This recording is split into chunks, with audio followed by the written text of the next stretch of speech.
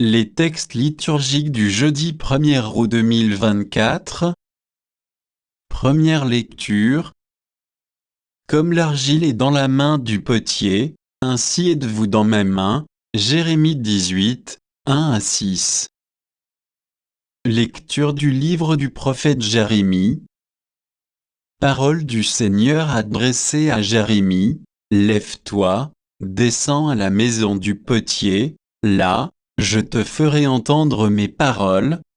Je descendis donc à la maison du potier. Il était en train de travailler sur son tour. Le vase qu'il façonnait de sa main avec l'argile fut manqué. Alors il recommença, et il fit un autre vase, selon ce qu'il est bon de faire, aux yeux d'un potier.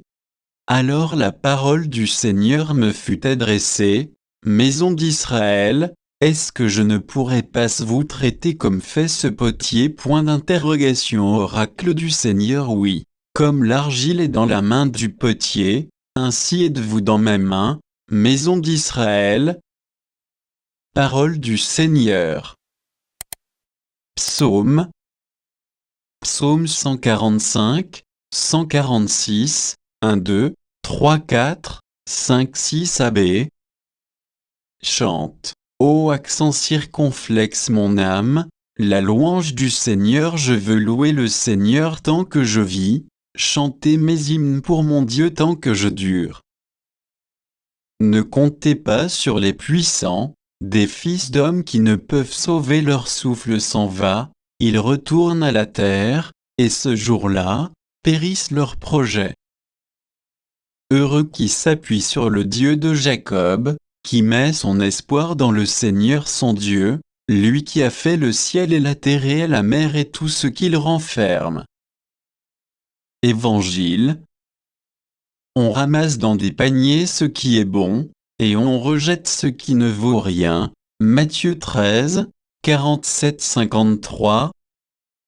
Évangile de Jésus-Christ selon saint Matthieu.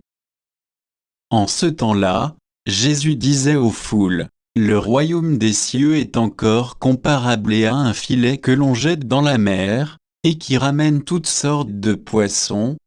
Quand il est plein, on le tire sur le rivage, on s'assied, on ramasse dans des paniers ce qui est bon, et on rejette ce qui ne vaut rien.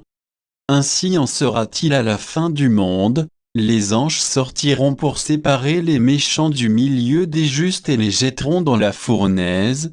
Là, il y aura des pleurs et des grincements de dents.